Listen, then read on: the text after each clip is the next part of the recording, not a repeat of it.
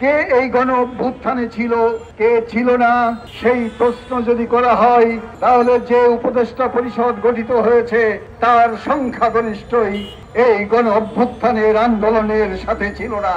যে বামপন্থীরা রাজপথে থেকে লড়াই করেছে তাদের বিরুদ্ধে, এই সরকার গঠিত হওয়ার পর থেকেই বামপন্থীদের ব্যাপারে তাদের একটা নাক ছিটকানো মনোভাব। ৫ শতাধিক মানুষ, শিশু, নারী হত্যা করা হয়েছে।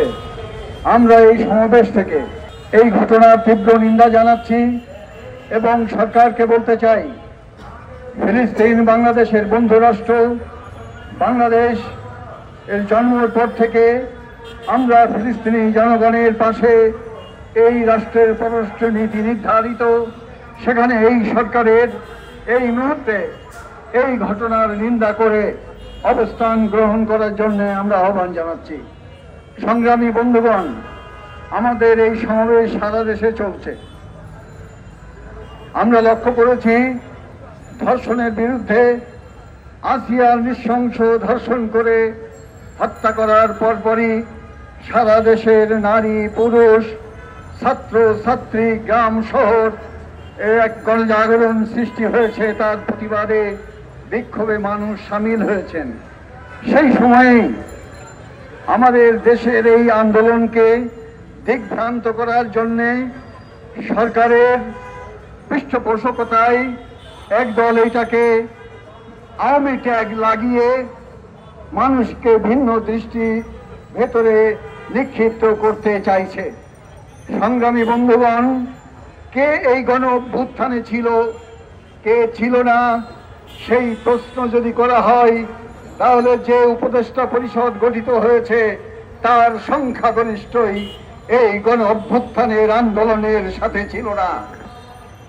আক্রমণটা সেখানে না করে তাদের নৈতিক অধিকার, সরকার রাষ্ট্র চালানোর নৈতিক অধিকার আছে কিনা সেই প্রশ্ন না করে প্রশ্ন ঠেলে দেওয়া হচ্ছে ১৫ বছর যে বামপন্থীরা রাজপথে থেকে লড়াই করেছে তাদের বিরুদ্ধে। আমরা লক্ষ্য করেছি এই সরকার গঠিত হওয়ার পর থেকেই বামপন্থীদের ব্যাপারে তাদের একটা নেতিবাচক মনোভাব, নাক ছিটকানো মনোভাব।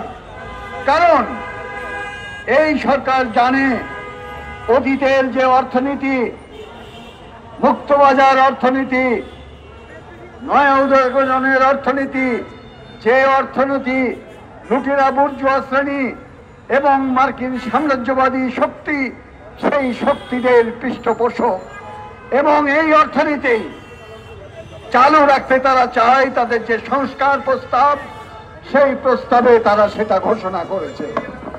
ফলে এই অর্থনীতির বিরুদ্ধে, জনগণের লুণ্ঠনের বিরুদ্ধে, লুটপাটের বিরুদ্ধে, বিদেশে অর্থ পাচারকারীদের বিরুদ্ধে এবং এখন যারা লুটপাটকারী তাদের পক্ষ নেওয়ার জন্যই বামপন্থীদেরকে তারা প্রধান শত্রু হিসাবে চিহ্নিত করেছে।